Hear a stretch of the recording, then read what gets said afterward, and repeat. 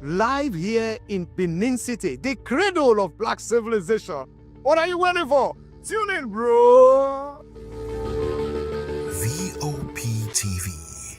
Now, you have more than a voice. Welcome to Kitty's Corner. Every weekend is a new journey. Join Auntie Oni as she embarks on thrilling adventures. Each episode takes the young explorers to a different fantastical world filled with exciting challenges, making new friends and learning valuable life lessons. The show begins with lots of excitement in a cozy storytelling mood. Fairies teach the importance of kindness, honesty, bravery, teamwork, or curiosity. Kitty's Corner is a delightful blend of fun, education, and imagination with catchy songs, interactive games, and heartwarming stories. Join Auntie Oni every Saturday, 10 a.m. to 10:30 a.m. on Voice of the People Television. Kitty's Corner, perfect destination for curious minds. Voice of the people. You can hear me now. My name is Patrick Doyle, and I wish that you continue to echo the voices of the people. Big up VOP TV. My name is Suibifa Dokobo. Please keep watching VOP TV. Hi, my name is Kwekumali Ikenda Onyekwena, and I am with the Voice of the People TV. Now, if you're looking for the veritable channel for information, politics, robust discussions, you don't need to go far. VOP has you. VOP will always have you. Thank you. Hi, my name is Patrick Diabwa, aka Ibani Chuka, Amayanabo the Eagle King, and you are watching VOP TV. Stay with us. This is African News on Voice of the People Television, where we don't just bring you the news, we bring you Africa's heartbeats, the policies that shapes our world, and the economy that determines our future. African News on Voice of the People Television. Stay with us.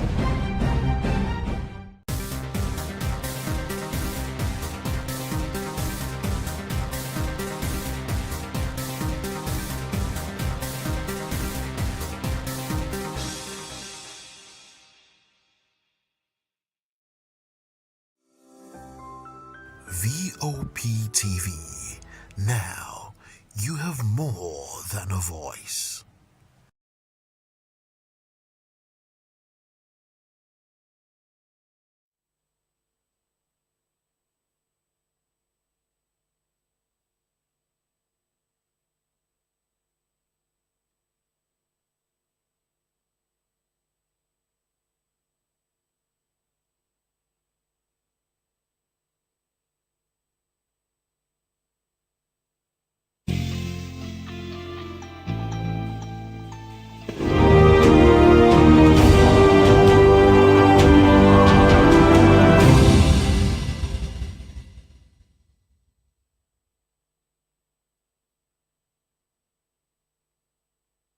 Another exciting episode of the issues on Voice of the People television, where we bring you the most important and pressing issues shaping our nation today.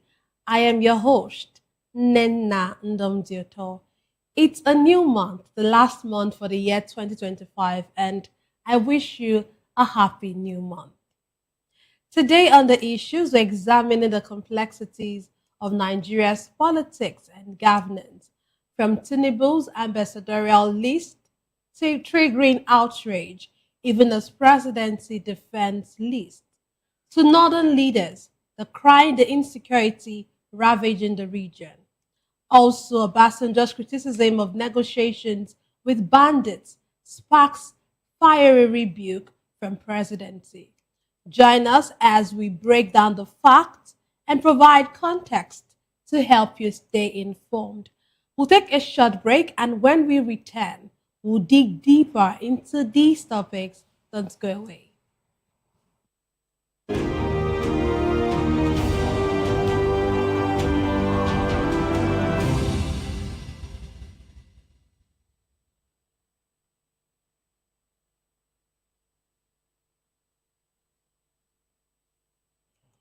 Glad to have you back. Let's dive straight into today's discussion.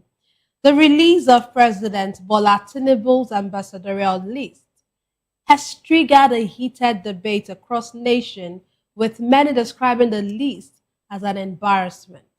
The list includes a former governor of Enugu State, Ifeanyi Ugwuanyi, immediate past chairman of the Independent National Electoral Commission, Mahmood Yakubu, ex-minister Femi Fani-Kayode, and ex-presidential aide Reno Omokri as ambassadors.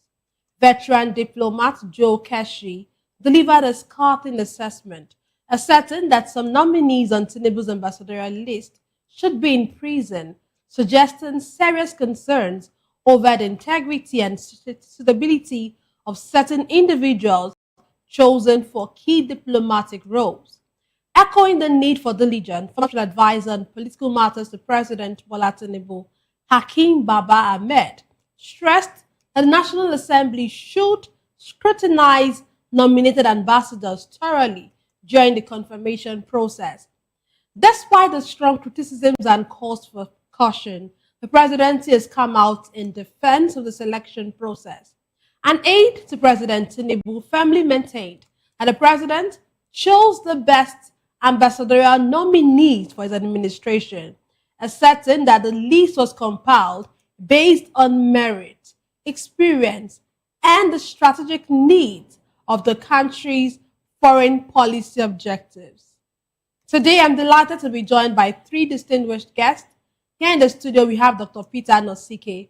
Dr. Nosike is a philosopher, development economist, and best-selling author. He's also an erudite commentator on economy, finance, politics, and power. He's also the author of the most talked about book titled Abuse of Power: How Democracy Turned into Tyranny of the Few. Thank you very much for joining us, sir. Thank you for having me. And joining us virtually is Barrister Clem Aguiyi. He's a lawyer and a commentator on public national issues. And he is the former council chairman, or a former council chairman, I would say, of Njikoka local government area, Anambra State. Glad to have you join us. Okay, he'll get to join us later on in the show. So we have Vera Jackson, public affairs analyst. He's also a security expert and an executive protection specialist. Glad to have you join us in Paris. It's my pleasure. Good evening. And good evening, Dr. It's always a pleasure to have you, yes. It's my pleasure too. Okay, let's dig in to our issues. After waiting 2 years, Nigeria has been waiting for the past 2 years for the president to, bring out a list. And here we have a list, or an ambassadorial list, which has names like Reno Omokri, Fani Femi-Kayode, Mahmood Yakubu, Okeze Ikpeazu, and of course, many others. What's your reaction about this list?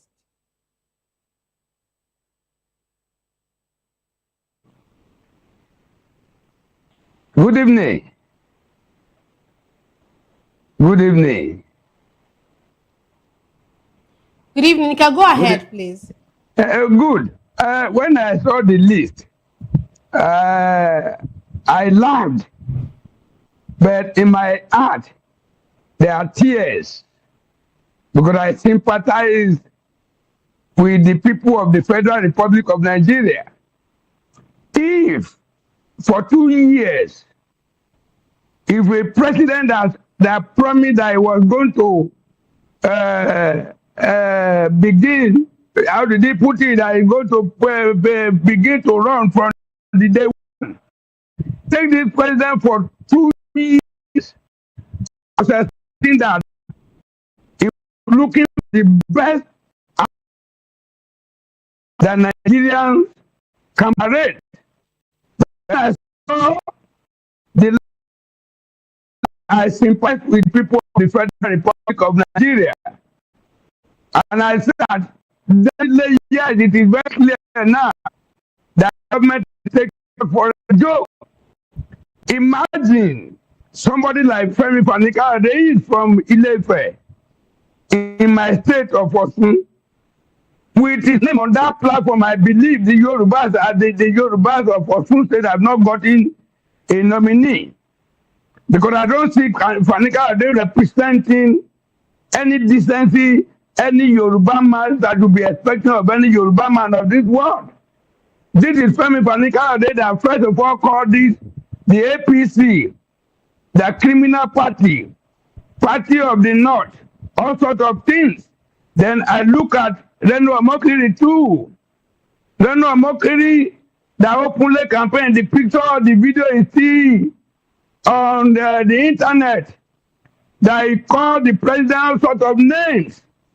But just because for little money, he has moved now to be supporter of President Tinubu. Ambassadorial appointment now has become what they use to compensate the back dogs, to compensate whosoever that could do all sorts of things for them, that could compensate the propagandists of the highest order in the negative form. Then again, Mahmoud Yakubu that conducted the election a few years back, this man went to the global platform in a certain house in London, and he promised the entire world that election result was going to be released and transferred to through the what do they call it? But he did this election and he came back again to say it was their decision. That was a deceptive election that was run. This man ran an election that the whole world found out. And that is the same character we are compensating today to go and be one of those people that will represent our country at a global level. That shows the caliber of people we have in Nigeria. That shows that is what we call one of the best. The man that conducted one of the worst elections in Africa, they have to compensate. And compensating a man that the whole world knew that rigged the election for you, that means you are telling him well done for a job well done. Thank you for a job well done 2 years ago. It is sad. How many of these, the number you see there, that are career diplomats, how many of them are the career diplomats? The other ones are just mere political appointments.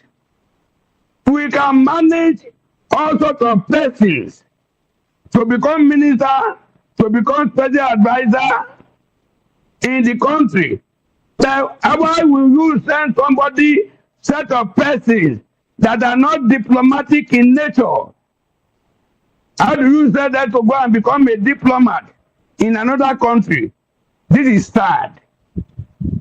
And we were expecting, in a normal climate, somebody would have been expecting the Senate of the Federal Republic of Nigeria to screen these people out, but not this type of 10th Senate, rubber stamp Senate, the worst Senate in the history of political Nigeria. But my joy is this. Most of these people we are talking about, whichever country they send them to, most of them are still going to be screened. Their antecedents and other things are going to be profiled by those countries. And most of them will be rejected. And it will become a monumental shame for the entire country. Okay, thank you. Let's come back to Dr. Peter in the studio.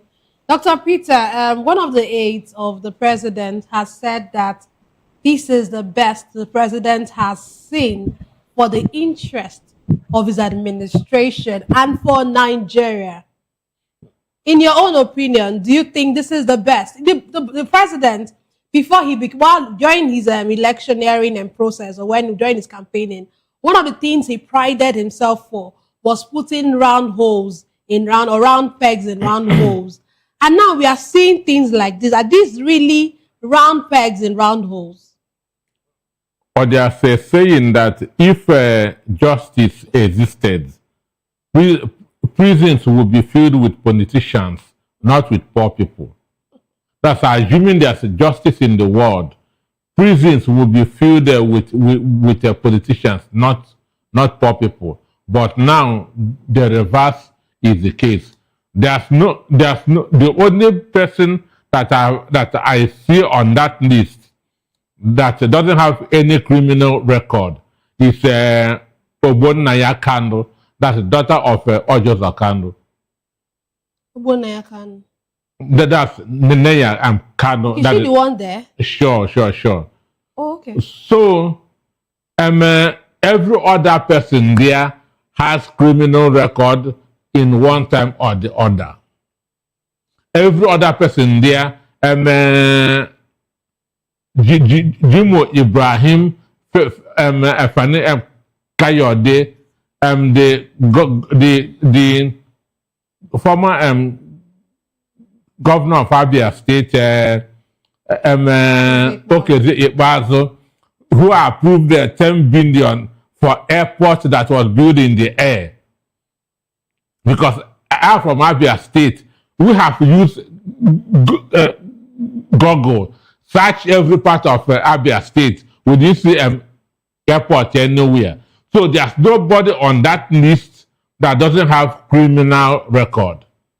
And for me, it is better that Tinubu forget about appointing ambassadors than us using these people. Because ambassadors are more sensitive, are far more important than ministers. Ambassadors are the mirror of the country anywhere they go. They are the image of the country because they are the people that where they are posted, they see them as the mirror of Nigerians. So if they have integrity, you know that Nigerians have integrity. You understand? So there's no credible person among all of them. I have just taken time and gone through. And it is a shame if this is the best that Nigeria can produce. Tinubu is somebody like Atiku who I feel can appoint ambassadors within 24 hours because he had been around. Atiku the same thing. When he took Buhari 6 months to appoint his ministers, I say it is because Buhari was not a socialite. Buhari doesn't socialize with people, understand? But Tinubu socializes just like Atiku Abubakar. So it is shameful. That word shameful is in capital. It is shameful that this is what Buhari Tinubu can get in 2.5 years. Bunch of criminals from A to Z. For me, it is better that we don't have ministers for ambassadors for 4 years than sending these people to go and represent us.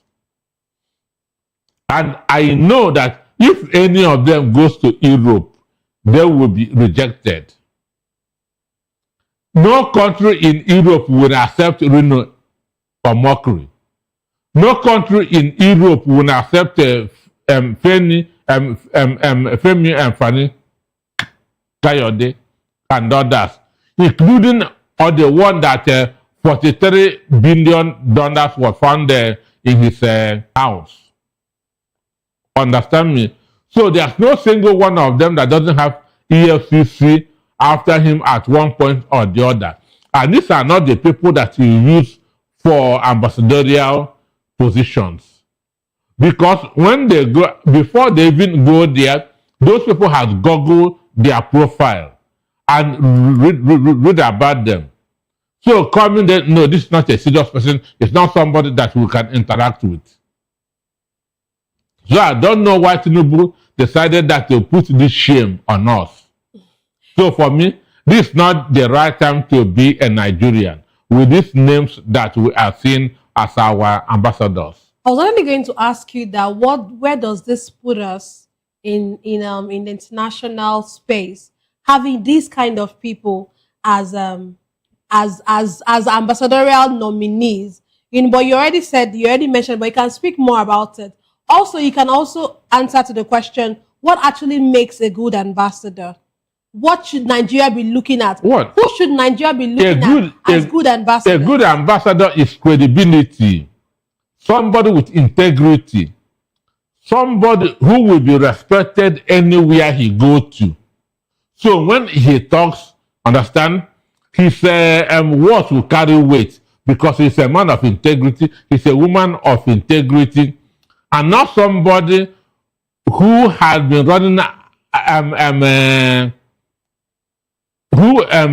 EFCC has been running after, who has told so many lies like Reno or Mockery, Kayode, and so on and so forth. So those are not. Tinubu just made us a very unserious country. He has just shown that Nigeria is a very unserious country. He has made Nigeria a country of mockery. Understand? If this is what we can parade, then Somalia is far better than us. If Reno or Mockery, Kayode, understand, and others are the best out of this country, we better begin to write that we are no more Nigerians. It is shameful. It is very, very shameful. Okay. Let me come back to you, Emperor. Okay, you know this. Some persons have said, or in some quarters, it's been said that the president should withdraw this list. Like, of course, we saw in the case of the pardon list, and after Nigerians, talked about it, he actually had a rethink and he withdrew the list. Do you see the president doing that in this case? Let me give the credit to Mr. President. I think this president pardon prerogative of mercy or whatever you call it, that was the second time or third time Mr. President is listening to the way Nigerians react to some issues, and he changed. You understand? In this case, I wouldn't want to blame Mr. President. Mr. President is a socialite of the highest order. He is a political, he is a political heavyweight with his political dexterity and sagacity. He knows a lot of persons. But when you become president of a country, it is not easy like when you are just ordinary person or ordinary leader. So there are a lot of people around Mr. President. There are a lot of people from respective states where these people are coming from that would have one way or the other recommended these persons to Mr. President. Mr. President may not know much about them. In the world in which I am living here, how many people, I am a popular figure here, but how many people do I actually know? If I need to employ, for example, I need to consult with respective families to send name of some persons. And whoever they send, maybe they say those are the best, but they may not actually be the best. So to me, as people are reacting to this, I think Mr. President could look at it once again and can make some changes. But if Mr. President still maintain that those are the persons, because one of his special advisors said that is the best Mr. President has. But to me, I am not saying they are the worst, but they are not the best. So if Mr. President listens to Nigerians' reactions, possibly he may look at it and change. But we need to blame at times some persons that must have recommended this personality to Mr. President. So it is not a bad thing. The people he granted pardon, when he listened to the way Nigerians react, he changed, he reversed the list. He could still do it now. But one thing is certain, if that is the best known to Mr. President, he may not want to. But in the normal democratic settings, the National Assembly, the Senate, will help him to screen some of these people out. But we have the worst Senate. The 10th Senate is lesser than the rubber stamp Senate. But I am too sure that when these people are sent to respective countries, most of them would have been profiled, and those countries are going to return them back. But returning them back at that level is a monumental shame and disgrace to the country. So I urge Mr. President to listen to reaction of the people, and he can make amends if you want to. You know, one of the things you said while you were speaking was that you do not really blame the president, or you feel like some person might have influenced this list. But really, I want to ask, for something as sensitive as this, should the president not actually really scrutinize the persons he's putting on this list? Are you saying that the president should just allow just anybody influence his decision for ambassadors, which are like representatives of our country? Yes, but there is what they call conspiracy theories. Some of these people, the people that nominated them, must have conspired with some persons that are very close to Mr. President to do this business of nomination together. Mr. President's hands are too filled up to begin to, as a person, to begin to want to go to Kano, look at Kano, choose somebody he trusts, go to Oyo State, choose somebody he trusts. When you look at the list, the numbers from the Yoruba land of the Southwest, there are more in that list. So I want to believe that maybe he may know most of those people. But for one Mr. President to say he must be the one, is somebody he knows from Borno State, somebody he knows from Yobe State, it is not possible. He must delegate people to recommend people. And those people too, most of them will not look for merit. They want to look for the people that are loyal to them, even at the detriment of the country. That is it. Okay, let's have the computer wants to chime into this particular question. I want to disagree with my friend Emperor Jackson Ojo in this. This particular case is different from that pardon. Tinubu know everybody on that list one-on-one. Femi Pedro was his deputy who was impeached. Understand me? So that even though he was later pardoned, but he was impeached. He was Tinubu's deputy when Tinubu was governor of Lagos State. And for somebody to be impeached, that person must have committed an offense.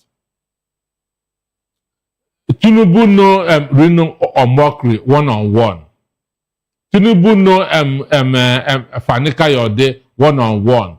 Tinubu know Jimo Ibrahim one-on-one. Tinubu know the G5 governors, Ifani, Ugwani, Okezie, Ikbaza. He knows all of them one-on-one. What I can say is that people must have pushed those names. This person worked for us. Let us reward him. He may not be the one that gathered those names, but he knows everybody on that list one-on-one. Understand? People must have not be there for them. Understand? I can say that for Okezie, Ikbazu and Pugwani, it could be from what's his name, Nyesom Wike. Understand? These people fought for us. They're not election because of us. Let us reward them. Understand? People must have pushed those names, but it doesn't mean that Tinubu does not know any. He knows all of them one on one. The daughter of Oji Ozokano was living with them when she was still there in school here. So there's nobody there that he does not know one on one. And saying so, it was based on sentiment and not on merit. All of them were appointed based on sentiment, not on merit. All of them was a reward for a job well done. Understand me? Just like or the one that conducted or the worst election in the history of this country. Understand? So he was rewarded for making number 1, number 3. Understand me? So nobody can say all these pictures that we are seeing on the screen, everybody know them. Understand? Tinubu also know them one on one. But he may not be the one that assembled the list.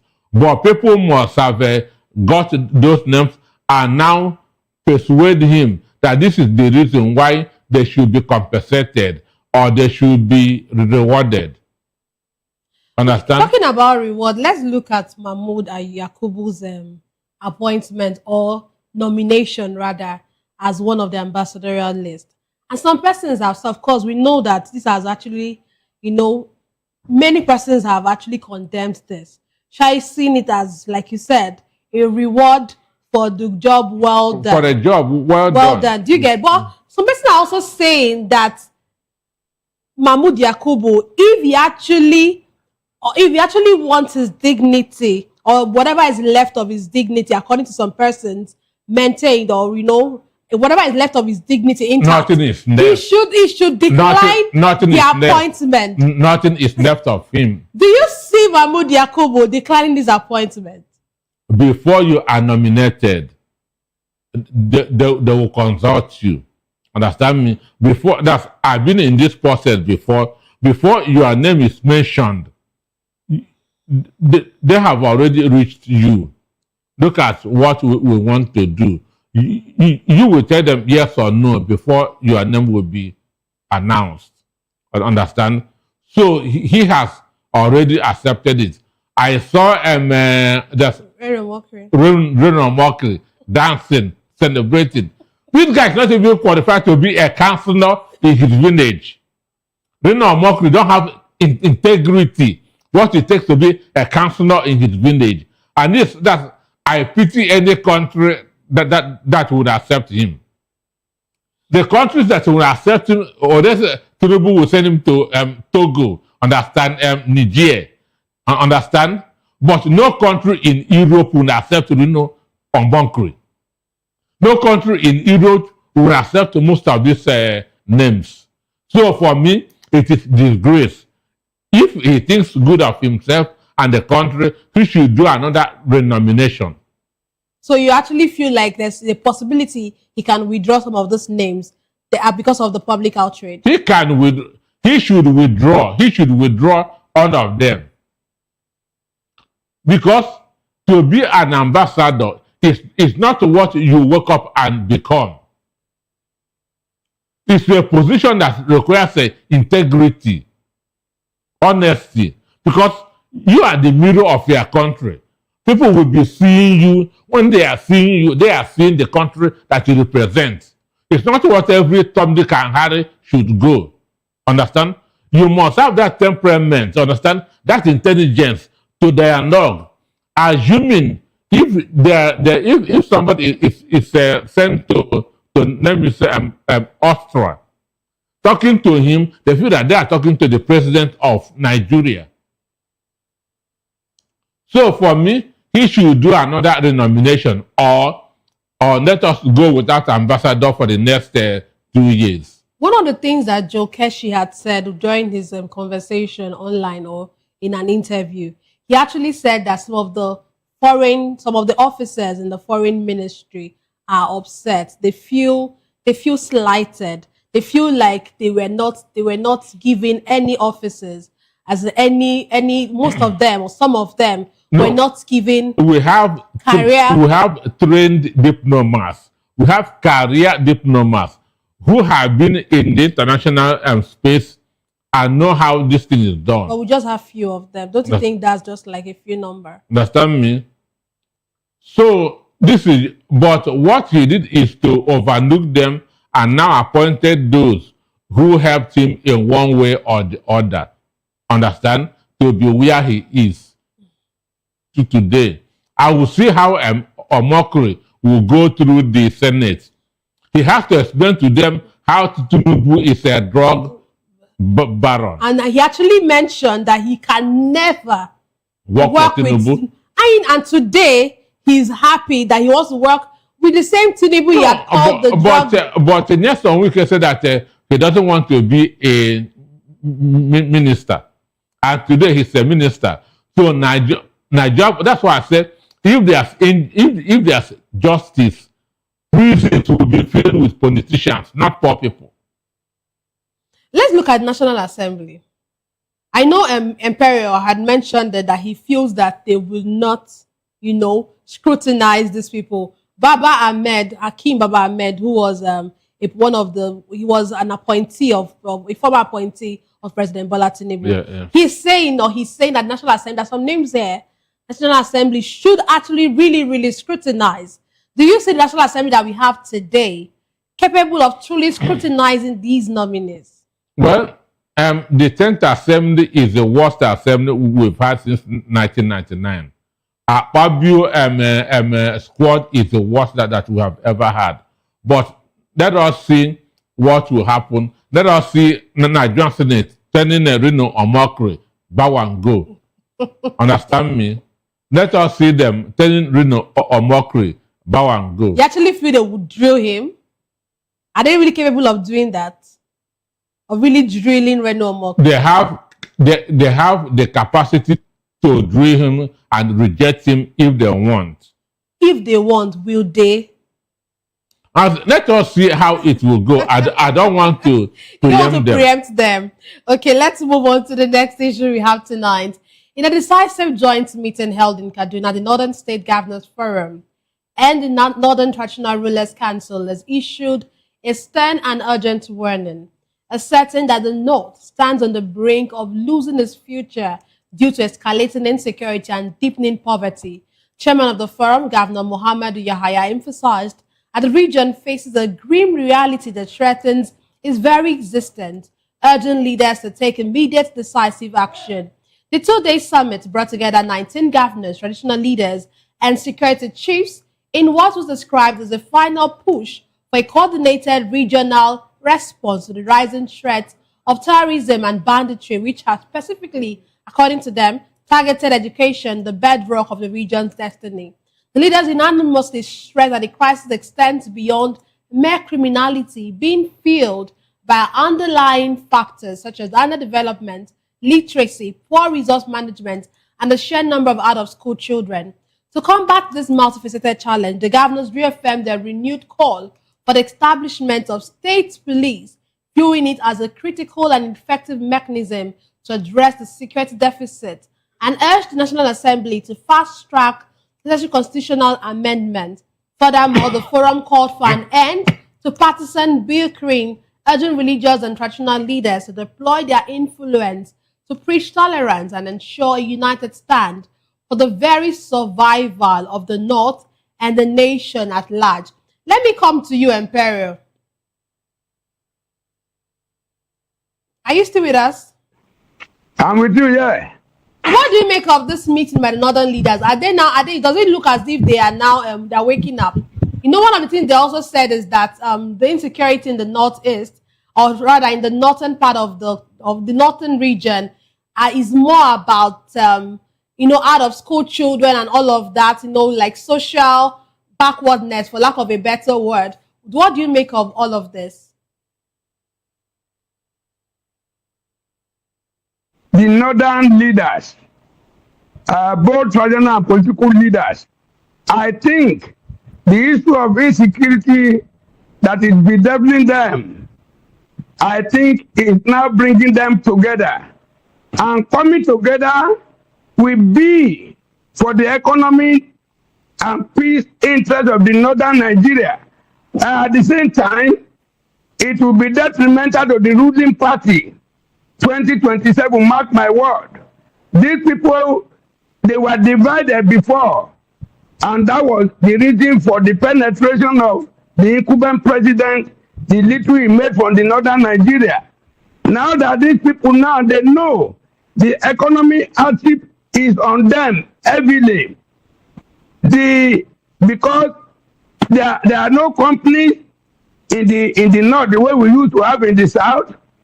The major industries companies they have in the north is farming, and now insecurity is bringing about hardship that no farmer goes to farm except you pay tax to the non-state actors.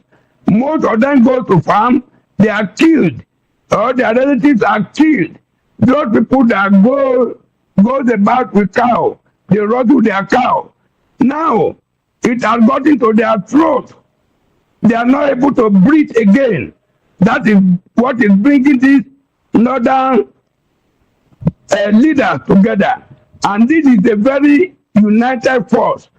And if President Bola Ahmed Tinubu is not able to solve this problem for them, definitely they will stand against him with their block vote that we call Northern Traditional Block Vote in 2027. That is it. But it is good they come together. Maybe coming together now with a united force, positively, they can approach Mr. President and work with Mr. President on how to curb this high level of insecurity in the northern Nigeria. So it is good. It's a good development. But if somebody is thinking that for security reasons alone, it's a lie. I think to surmount every mountain of insecurity is part of it. To revive the economy is part of it, and a united political force for 2027 is part of it. But all the same, whichever one, since they can work with the incumbent president and let all these killings, kidnapping, and every other thing stop from the northern axis. If it stops from the northern axis, it's not too rampant in the south. That is it. Okay, we have our other guest join us, Barrister Clem Agui. Are you with us? Yes, I'm with you. So sorry we have kept you this long. The northern leaders have come together and they are speaking. Do you think that this is a good step in the right direction? Well, thank you for the question. Anytime at all that people come together to maybe fight a common cause, I think should be welcomed. It's a welcome development to see people congregate to confront internal and external challenges. That is expected. But again, if you also look at what I've identified as the issues concerning why the insecurity in the north, you will find that they're being economical with the truth. They're just being trying to be politically correct, because the insurgency in the north, whether you look at it from the point of view of Boko Haram, or ISWAP, or Fulani Herdsmen terrorism, and maybe farmers herders clash, or ethnic crisis in the north that have led to millions of displacement, you find out that you ask yourself one question: who are those perpetrating these criminalities in the north, in those areas? Who are those that are responsible? Of what faith are they from? What is the agenda? The agenda of every typical Muslim in this country is to plant Islamism and let Islam rule the entire Nigeria. I think they said it, they don't have anything to hide about it. It's the radical Islam and jihadists that is actually killing people in the north. They're also killing Muslims. And the Muslims that are killing are the moderate Muslims that would talk about coexistence let us be one country, let us respect. Because all this thing we are seeing did not just happen on Nigeria. It didn't just happen. It started with when Ambassadorial was the president, when the 12 states in the north imposed Sharia and make Nigeria to have 2 laws, whereby people in the north are having Sharia laws and people in the south are being tried on the 1999 constitution. And the Sharia is in such a way that anybody that is practicing Sharia will tell you that Sharia is superior to the constitution of Nigeria. We don't have 2 laws in Nigeria. This problem started with imposition of Sharia in 12 to 13 states in the core north. And it started expanding, where they begin to claim more rights from their civil rights, which is laws of inheritance, their petty quarrels they may have one another that could be treated by Sharia. They're not entering into criminal cases that even imposing death penalty on people whom they are accused of blasphemy, on people who convert from one religion, from Islam to Christianity. They're passing their sentences on them. And then it expands to where now they have their Hizbah police that are enforcing their Sharia. This is how all these things snowballed. So now some people now that carry guns and begin to kill people, to displace them, to take over the whole place. They have to, first of all, acknowledge the fact that there is a jihad going on, not just in Nigeria, but across West Africa, across the Sahel. There's a jihadism going on. And the intent is conquer the north, then conquer Nigeria. And after they conquer Nigeria, they conquer the whole of West Africa. That is, they have to accept that. It's other than I could accept that they begin to fight it to see if they can push it back. Because right now, if they are getting ground, as we are now, even the Federal Capital Territory, Abuja, is in danger because it has been circled by these jihadists. Because these jihadists are very active now, as I speak to you, in Kogi State. Very, very active. They are very active. So what? Let me come in here now. So what do you think is the way forward for us as a country? And I want to. Okay, can go on. Go ahead with your question. It will help me. I was going to say that I was going to tie it to our next issue, which is the President Olusegun Obasanjo talking publicly advising the federal government to immediately cease all negotiations and apologies with terrorist and bandit group. What do you think is the way forward? Do you align with the former president saying that we've come to a point where the federal government should cease all negotiations and, of course, fight this thing head on? Before you came in, the seat of power is threatened as we speak because the terrorists and bandits are very active in Kogi State, bordering Abuja. They're active in Benue State, bordering Abuja. They're very active in Nasarawa, bordering Abuja. They're very active in Kwara. They're very active in Plateau State. So Abuja is in danger as I speak to you. And if Abuja, it's still a question of time.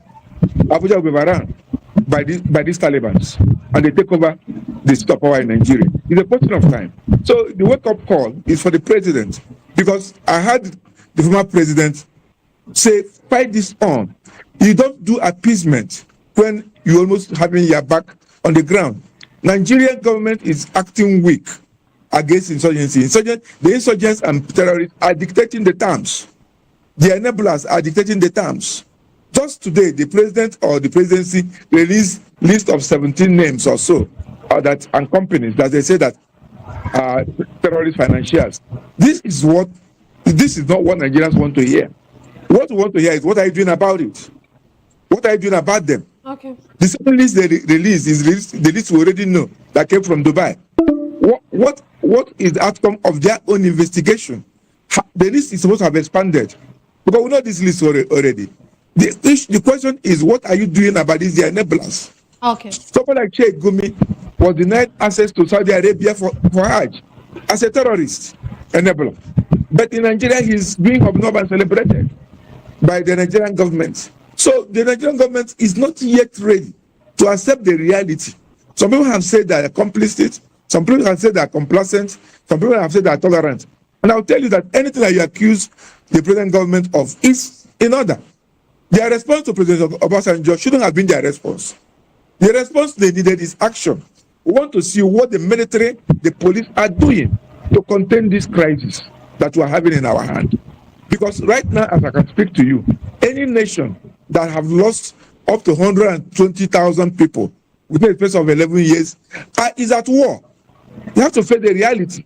Nigeria is at war. There's no need being politically correct about it. It's a question of time. It will be a full-blown crisis. If you are following the social media postings that are being done by these terrorists, they're no longer afraid of Nigeria. Nigeria is afraid of them. So the president should wake up and live up to the responsibility of his office. President Obasanjo was right to call him because, as I speak to you now, we have just one president, and that president is President Bola Ahmed Tinubu. The buck stops on his table. What he decides to do is what is important, not what I say or what anybody says. Okay. I and people can say as much as we want to hear. What is President Bola Ahmed Tinubu doing now that he can see that even him is not even safe?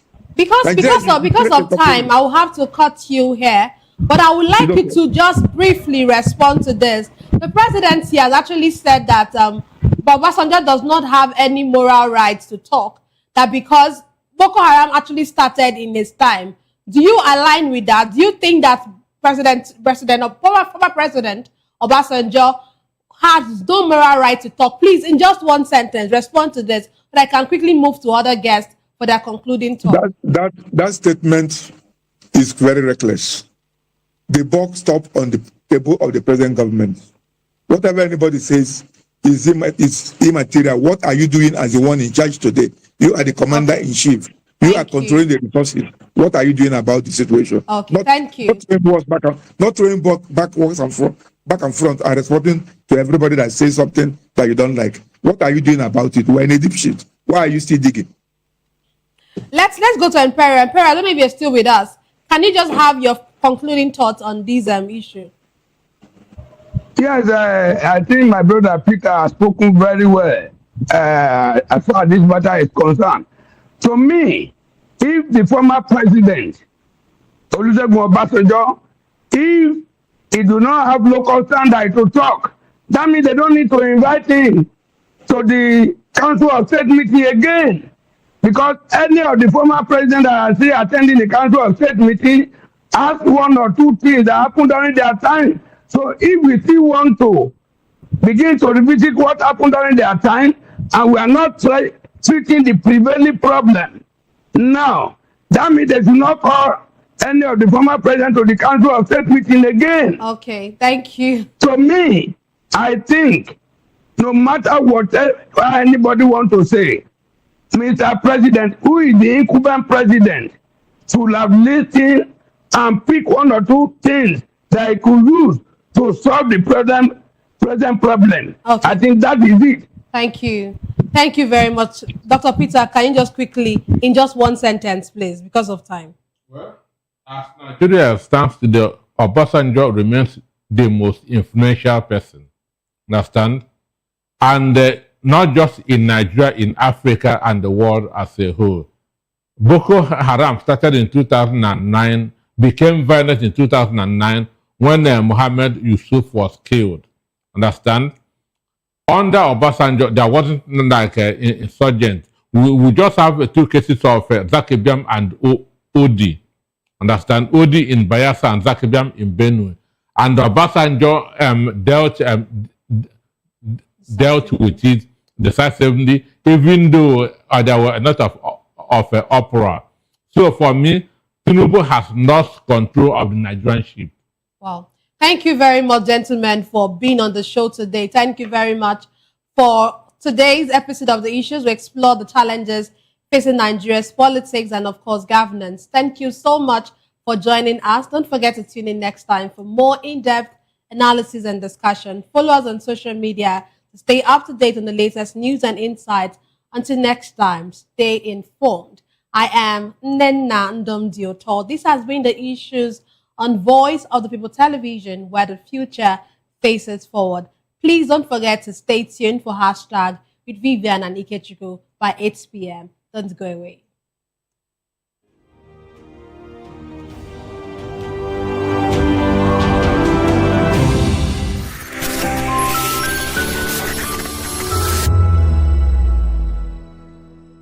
We encourage you to click on the like button and subscribe to our YouTube channel We are Voice of the People TV. Also follow us on all our social media platforms. We are at VOP TV Live. Visit our website www.vop.ng for fresh and trending news. Also watch us live on SLTV channel 264.